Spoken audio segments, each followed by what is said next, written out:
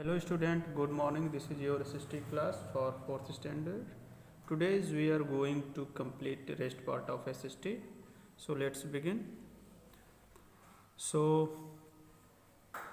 पिछली बार हम high order thinking skills बताना आप लोगों को भूल गए थे, तो इसके बारे में हम थोड़ा बताएंगे.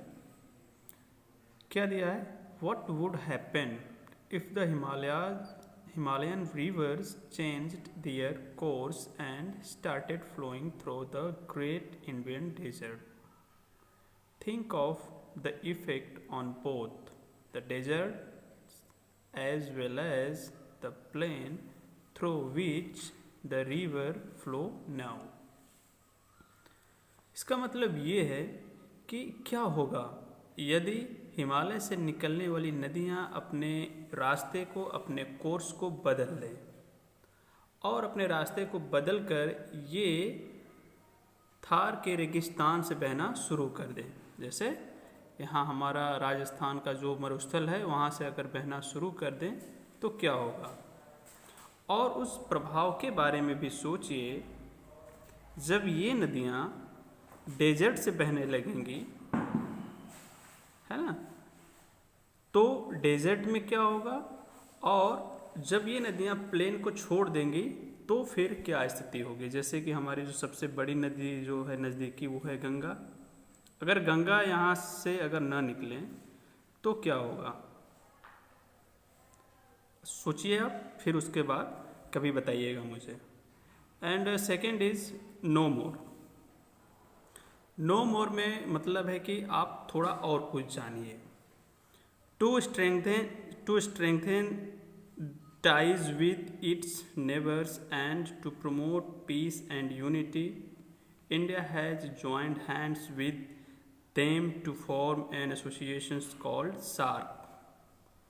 ठीक है.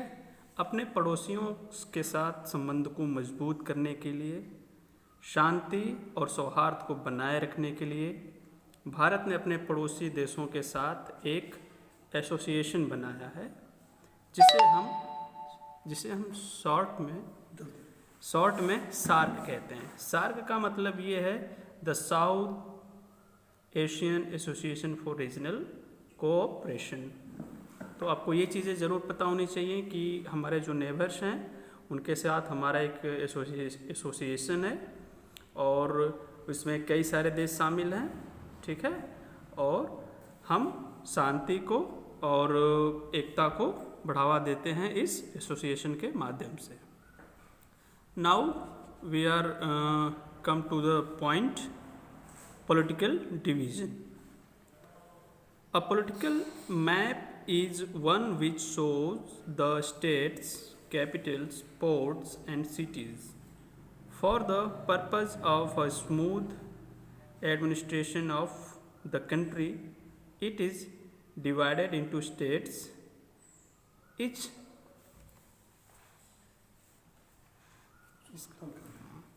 ठीक है.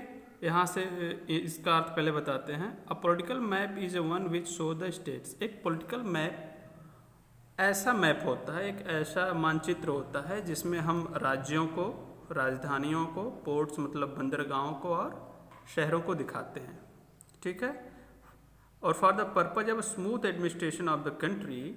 ठीक है. और देश के प्रशासन को आसानी से चलाने के लिए, प्रशासन को बढ़िया से चलाने के लिए हम इन्हें कई भागों में बांटते हैं. जैसे states etch having its own capital, और हर स्टेट की आप जानते हैं एक राजधानी होती है. तो हमने नेशन को किस में बांटा? स्टेट्स में. और स्टेट्स में क्या होते हैं? राजधानियाँ. There are 29 states and 7 union territories in India.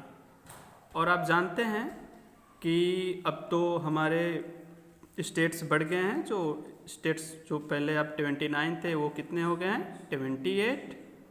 और जो यूनियन टेरिटरी जो 7 थी वो अब हो गई हैं 9, है ना.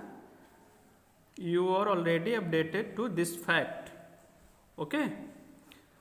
Following are the states and union territories of India along with their capitals. यहाँ पे यूनियन टेरिटरीज और स्टेट्स दिए गए हैं. ठीक है.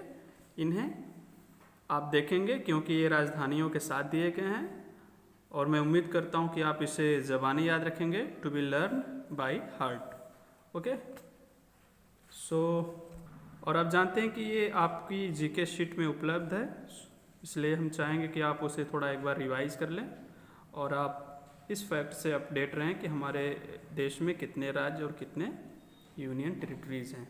ठीक है, ओके, थैंक यू।